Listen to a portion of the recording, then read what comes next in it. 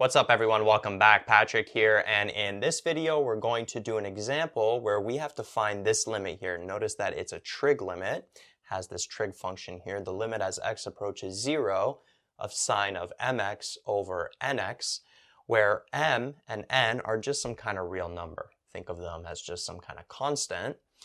And as I've mentioned before, we've used these two main limits, these two main trig limits as tools to help us simplify things, and we're going to be using them over the next couple of videos when we're dealing with other trig limits. So just to recap, the limit as x approaches 0 of sine x over x, that equals 1, and the limit as x approaches 0 of cos x minus 1 over x is equal to 0. So I'm going to be using these tools to help me solve these limits over the next couple of videos. So over here we got the limit as x approaches 0 of sine mx over nx. So what can we do here? Well, what you want to do is you actually want to multiply this by an expression m over m. So notice that this is like 1. So if we take this expression here and multiply it by 1, then we're keeping the expression the same. We're just sort of adding more stuff on. So if we do that, our limit now is going to be the limit as x approaches 0 of sine, or actually, you know what? Let's put this m in front. So we'll have m sine mx over m n x, like that. Right? Just put this m in the numerator and then this m in the denominator, right? We can multiply the numerator, multiply the denominator. And now what you want to do here is you actually want to factor out this m and this n out of the limit. Because remember, if we have the limit, going back to limit laws here, if we have the limit as x approaches a of some kind of constant c times a function, what we can do is we could factor out that constant. We'd be left with that function inside. So notice that m over n, that's just some kind of constant, because remember, m and n are just some kind of real number. They're not the variable. The variable we're working with is these x's here. So we can't take those out, but constants we could take out, but I'm only going to take out this m and this n. So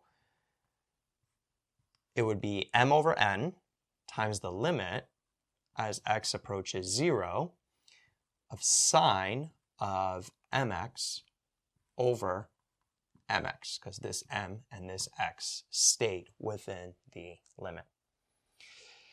And now notice that this remaining expression inside the limit is kind of similar to this over here. What we can do is we can actually make a change of variable. So if I have the limit, let's do it on the side here, as x approaches 0 of sine mx over mx, what I can do is I can introduce a new variable. So let's say theta. I can let theta equal mx. So what we can do is we can now write sine of theta over theta. Right? I put the theta here for this mx and then put the theta here for this mx. The problem is now we can't put this limit as x approaches 0, because now we have everything in terms of theta. So that means that this part has to be in terms of theta. Theta has to be approaching something. So if we had theta equal mx, well, notice that if x is approaching 0, if this x approaches 0, what's the theta going to be approaching? It's going to be approaching 0 as well. Because as this x approaches 0, m, some kind of constant, times 0 is going to give us 0. So as the x approaches 0, the theta is approaching 0 as well, based on this equation that we made here, this new variable that we introduced. So instead of writing that as x approaches 0, we can write theta is approaching 0 as well. And so now notice that this is exactly the same.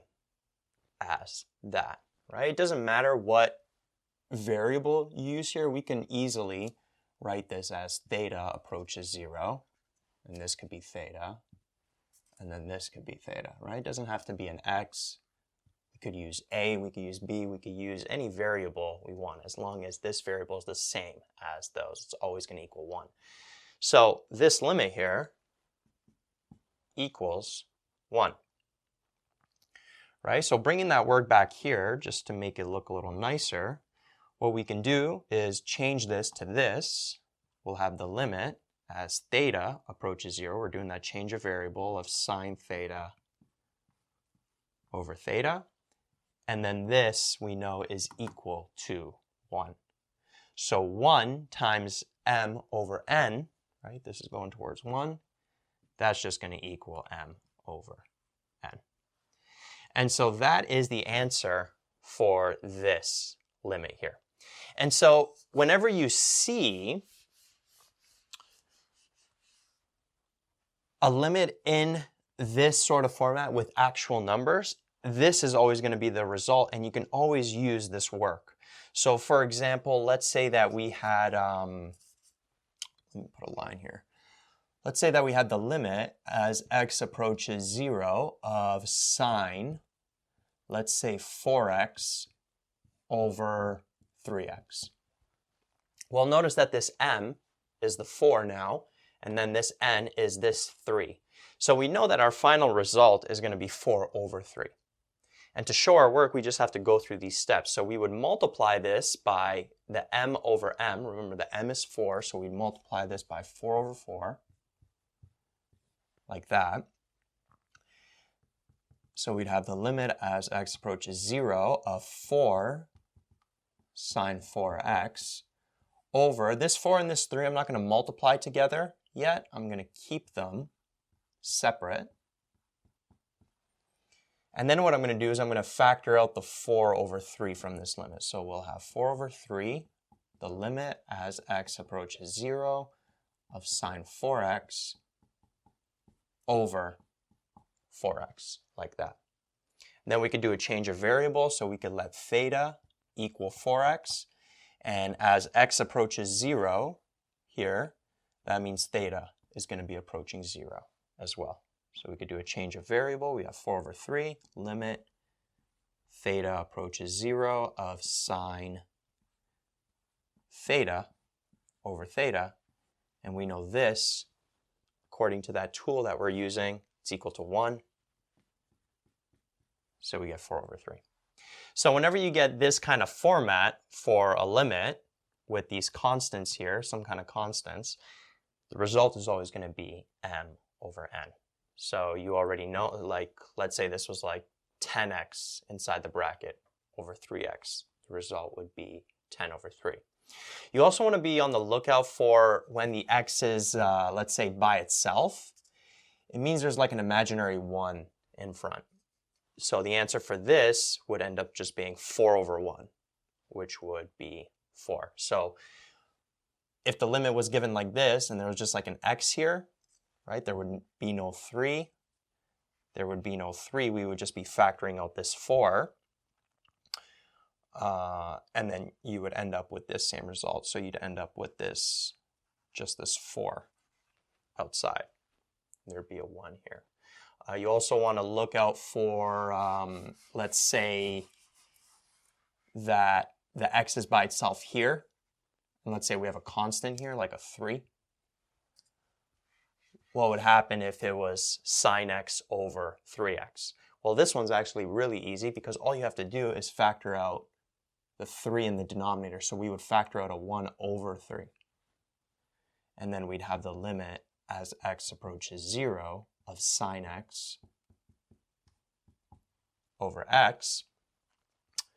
And then this is just equal to 1. We don't have to even do all that work where we're multiplying by that m over m because the m is 1. So multiplying by 1 over 1, I mean, that's not doing anything, right? So this here ends up equaling 1, and you end up getting 1 over 3, which is m over n, right? So any kind of limit that you get in this kind of format, right? These can be any constants. the answer is always going to be m over n. It has to be in this exact format though, so just be careful.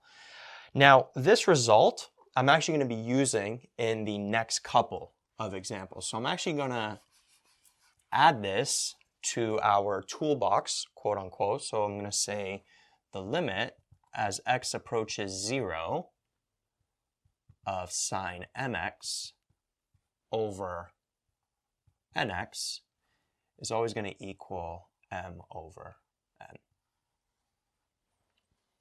Right? So in the future examples, whenever we manipulate a certain limit and get it into this kind of format, we know it's going to equal m over n. And if you want to show your work in that example, you can just follow these steps here. But in those future examples, if we get in this format, I'm just going to be writing m over n, because it's going to be overkill to keep doing this same process over and over again. Right? So I'm going to do a bunch more examples in the next couple of videos, so make sure you watch those.